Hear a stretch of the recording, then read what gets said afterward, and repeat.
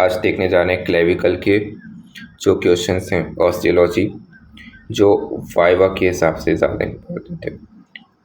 जो वाइवा में जैसे कुछ क्वेश्चंस है जो आने ही आने, इसमें अगर क्लेविकल आपसे बोन उठवाई जाएगी, क्योंकि वो जो क्वेश्चंस है वो काफ़ी रिपीटेड भी होते हैं और काफ़ी इम्पोर्टेंट भी होते हैं वो। और क्लेविकल में अगर आप देखो तो ज़्यादा कुछ है नहीं, 4-5 पन्ने का ही है, ठीक है। इसमें मैं आपको सिर्फ वाइवा के क्वेश्चन ही बताऊंगा इस वीडियो में। जैसे टर्मिनोलॉजी हो गई, सबसे फेवरेट क्वेश्चन है भाई क्लेविकल है, उसका और क्या नाम है, तो उसको हम ब्यूटी बोन भी कहते हैं, कॉलर बोन भी कहते हैं, और उसका जो मीनिंग है, शाब्दिक अर्थ है, वो है लिटिल की। ये है साइड डिटर्मिनेशन, आपको याद होगा, पोजीशन भी है, फंक्शन भी है, ठीक है सब। तो वाइवा में और आते हैं कि भाई इस क्लेविकल की जो है वो इम्पोर्टेंस क्या है, कि ऐसा कुछ चीज़ें जो सिर्फ इसी के अंदर है, एक्सक्लूसिव फीचर्स है ना, एक्सक्लूसिव फीचर्स,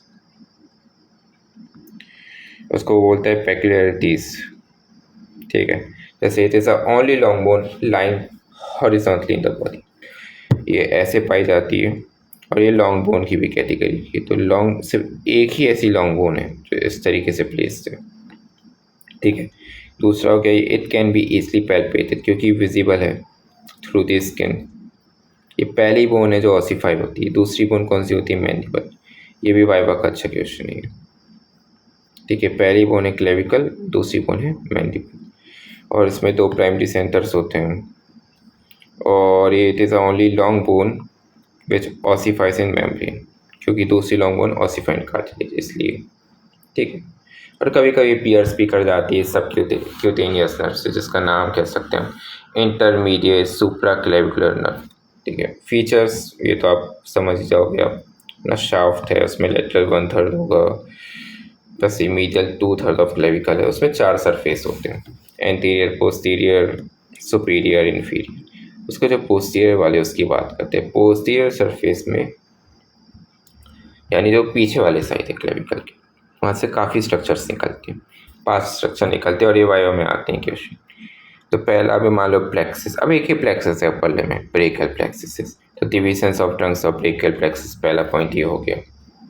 दूसरा में एक आर्टरी मान लेते, तो वहाँ से क्या निकलती है, अगर आपको याद होगा तो सबक्लेवियन आर्टरी निकलती है वहाँ से, third part of subclavian artery, ठीक है। अब है 3 वेन्स, तो एक प्लेक्सिस, एक आर्टरी और 3 वेन की बात करेंगे। तीनों वेन में कौन सी, ये जो बहुत ही मेजर वेन है, जैसे इंटरनल जुगुलर वेन, ठीक है। आप अगर डायग्राम को याद होगा तो आपको पता है कि वो इंटरनल जुगुलर वेन जो है वो उसी के आसपास पाई जाती है, तो आप ऐसे भी याद रख सकते हो। सबक्लेवियन आर्टरी तो सबक्लेवियन वेन है, और ब्रेकियोसेफेलिक वेन भी आ गई वहाँ पे, ठीक है।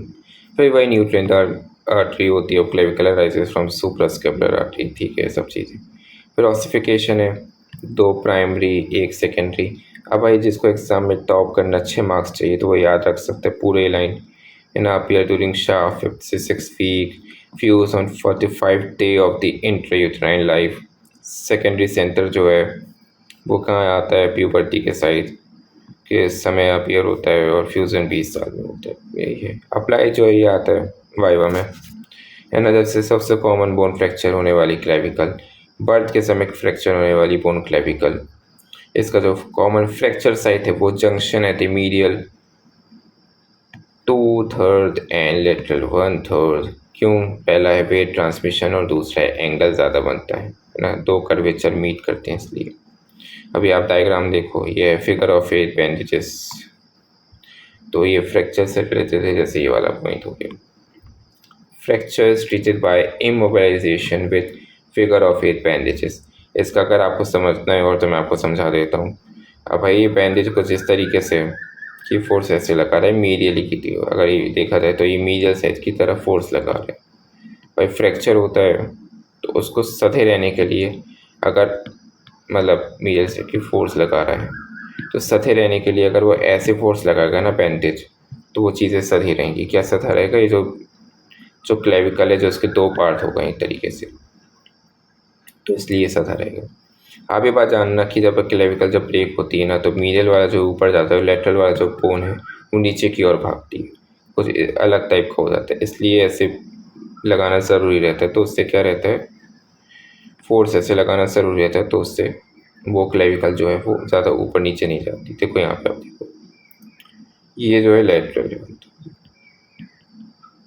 ये मीडियल टूथ है, ये कहाँ जा रही है? ऊपर की ओर। क्यों? ये स्टेनोक्लीडोमास्टोइड ऊपर की तरफ इसको खींच रही है। और ये लेटरल वन थर्ड है, क्योंकि शोल्डर की मसलों की डेल्टोइड जहाँ से छुरी रहती है वो नीचे की तरफ, तो ये इसका रीज़न। ठीक है, बाकी सब तो फिर ये हो गया।